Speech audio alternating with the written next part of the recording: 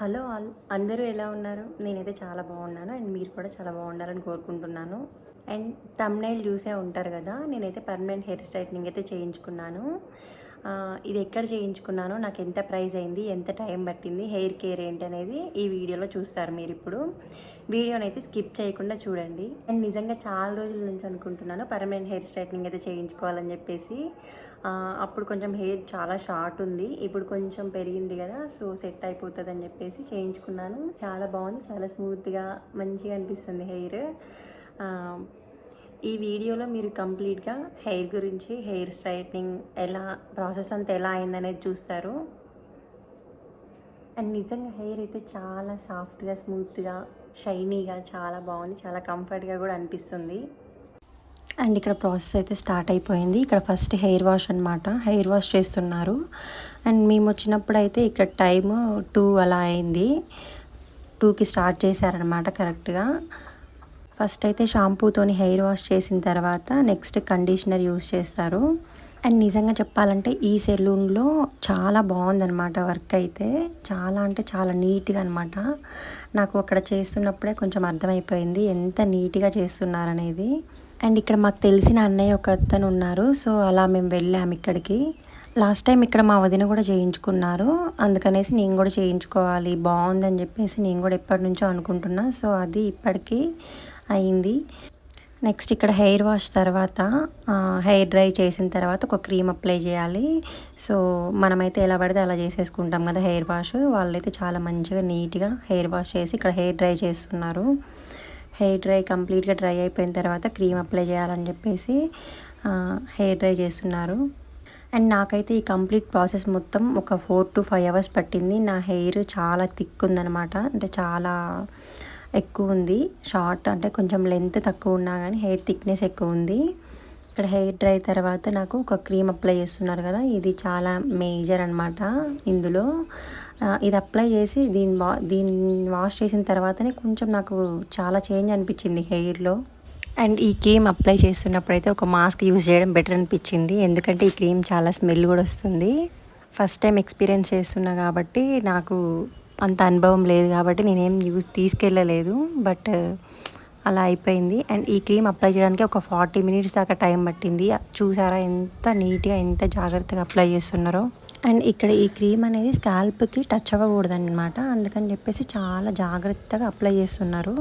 And ఇది ఒక professional hair salon కాబట్టి చాలా అంటే చాలా నీట్గా ఉంది. అండ్ వాళ్ళ వర్క్ కూడా చాలా అంటే చాలా నీట్గా ఉంది. అండ్ ఇది అప్లై చేసిన తర్వాత 40 minutes వెయిట్ చేయాలి వాష్ చేయడానికి. అండ్ ఇది అప్లై చేయడానికి ఒక 40 minutes పట్టింది. అండ్ అప్లై చేసిన తర్వాత కూడా ఒక 40 minutes వెయిట్ చేయాలన్నమాట. సో మనం వెళ్ళేటప్పుడు అయితే ఎక్కువ టైం స్పెండ్ చేసేటట్టు వెళ్ళాలి దీనికోసం. అక్కడికి వెళ్ళి మేమైతే కొంచెం లాస్ట్లో అయితే హడావుడి చేసాము వెళ్ళిపోవాలని చెప్పేసి, మా బాబు కొంచెం చికాకు చేస్తున్నాడని చెప్పేసి. అండ్ నేను చేయించుకున్న సెలూన్ అయితే మానియా ది సెలూన్ అనమాట. ఇది ఖమ్మంలో రోటరీ నగర్లో ఉంది. మాకు తెలిసిన అన్నయ్య వాళ్ళైతే హైటెక్ ఫ్యామిలీ సెలూన్ అని కొత్తగూడెంలో ఉంటుంది అనమాట. సో వాళ్ళే ఇక్కడ మానియా ది సెలూన్ పేరుతో ఇక్కడ ఓపెన్ చేశారు కొత్త బ్రాంచ్. ఇక్కడ కూడా చాలా బాగుంది, రోటరీ నగర్లో ఉంటుందన్నమాట. నేను ఇక్కడ స్క్రీన్ పైన పిక్ యాడ్ చేస్తాను, కావాల్సిన వాళ్ళు ఒకసారి చెక్ చేయండి. నెంబర్ కూడా ఉంటుంది, డీటెయిల్స్ ఏమైనా కనుక్కోవాలంటే మీరు కాల్ చేయొచ్చు. అండ్ నాకైతే చెప్పా కదా 4 to 5 అవర్స్ టైం అయితే పట్టింది. అండ్ సెలూన్ డీటెయిల్స్ కూడా చెప్పా కదా. నెక్స్ట్ ప్రైస్ అనమాట.